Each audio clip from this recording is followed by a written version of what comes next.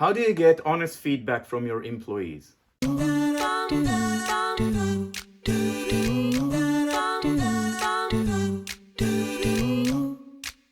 Welcome to another episode of Real HR, where we get together with HR and talent management leaders to discuss real HR challenges. Today's episode is all about employee feedback. In recent years, employee feedback has been promoted as an alternative to traditional performance management processes, but many organizations have been struggling with implementing effective feedback programs. I'm joined today by Nikhil Shahane, Vice President of Global Talent and Engagement at TechnipFMC, a global oil and gas company with over 20,000 employees. Together, we will explore how TechnipFMC implemented and launched its employee feedback program.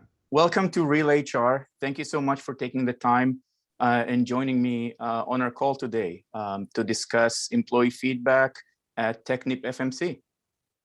Thank you, Oren. It's a pleasure. Thanks for having me. So, Nikhil, in our previous conversation, one of the things that you mentioned that really stuck out to me is the employee is the driver of feedback. And then you also mentioned that feedback is a tool for employees, not for HR. And I was kind of like, whoa, that's innovative. Can you explain how you arrived at this concept and what does that mean, for you and for your employees? Certainly. I think I'll take a step back and talk about the performance journey that we have embarked on in TechnipFMC, because I think feedback is an important element of that.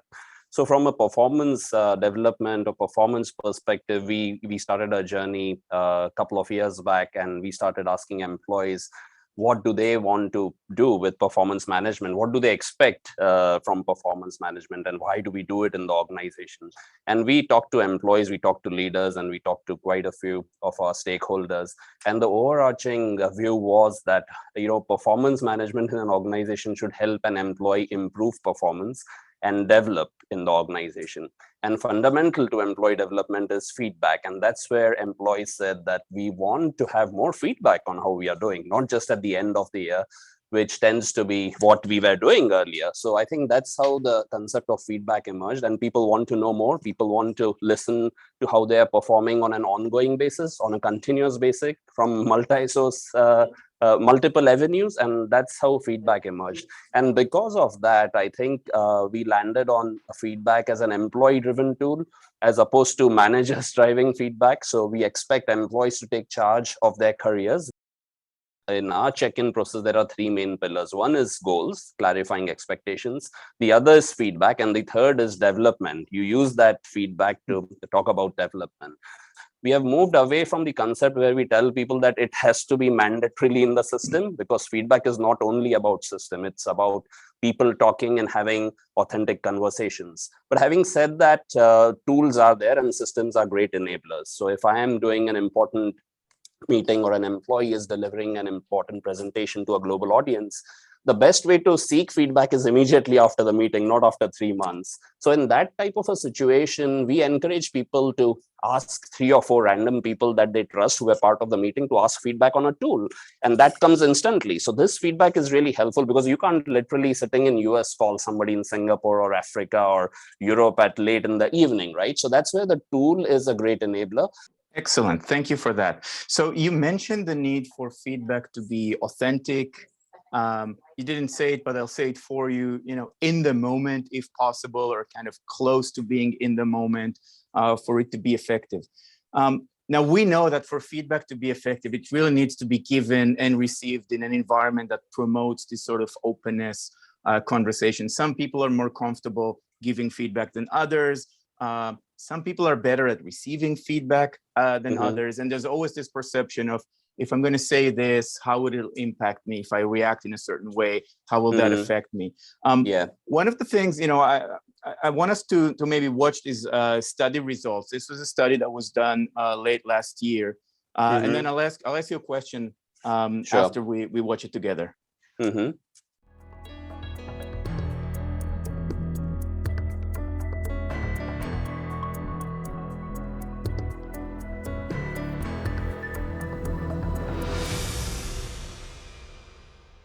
So you and I talked about these statistics, and This data is about women, but this can apply, to other groups within the organizations, within the organization. And we also know that, oil and gas historically has been, male dominated, and you can also look at different demographics, minority groups and representation. How do you go about creating that safe environment, right? The one that encourages participation, that promotes this honest conversation, knowing that, everybody brings something different to the conversation, different concerns, different personality attributes, and so on. From our experience of last 3 months, we have already had 4 to 5% of our people asking for constructive feedback, that is requesting feedback to others. So we see a bigger trend in people requesting for constructive feedback. When it's unsolicited feedback that a person gives to another person, that trend is still not picked up, at least in our organization.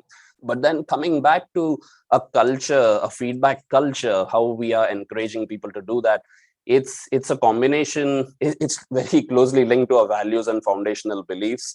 I think we have come a long way. In the last, we had a significant merger 5 years back, but since then we have created a culture where people firmly know what our values and beliefs, and respect is one of our foundational beliefs.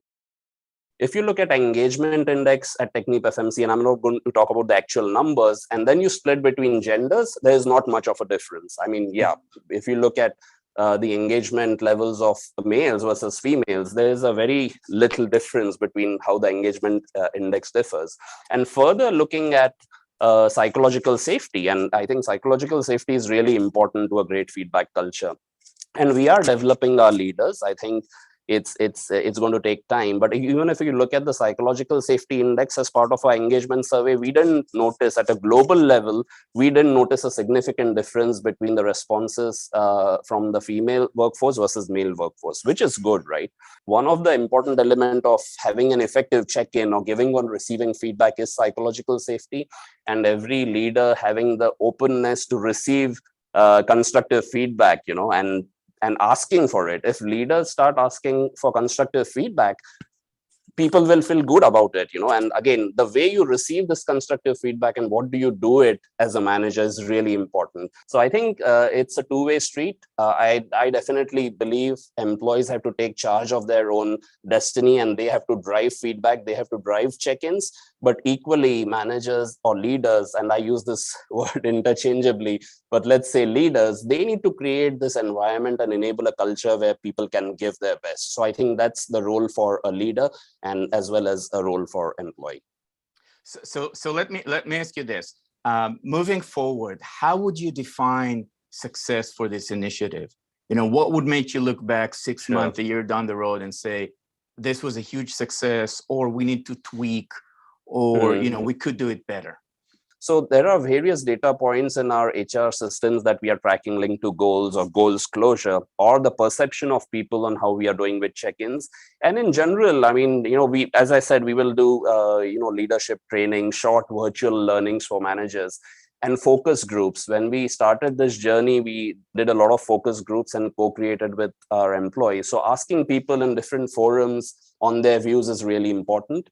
You can always then relate it to engagement index that we keep monitoring, and feedback is part of our, of what we did with engagement last year.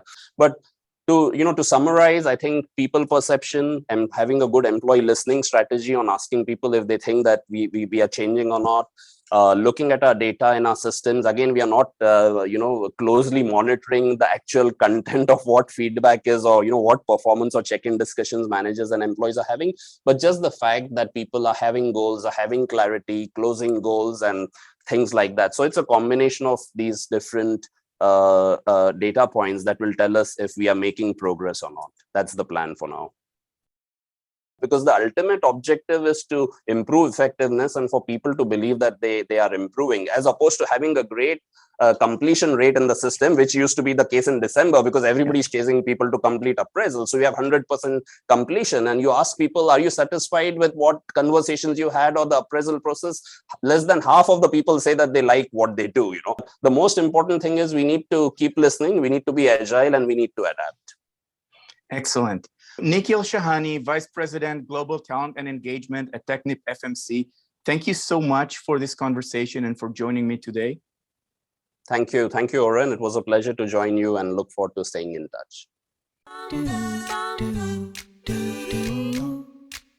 You need to keep reinforcing the same thing again and again. You have to be patient, and people will understand the change only when they have actually experienced it. And sometimes, given the different life cycles in an organization, certain change can be experienced only 1 year down the line, no matter how much you communicate. Thank you for watching Real HR. My name is Oren Friedman. Like, subscribe, and join me on our next episode.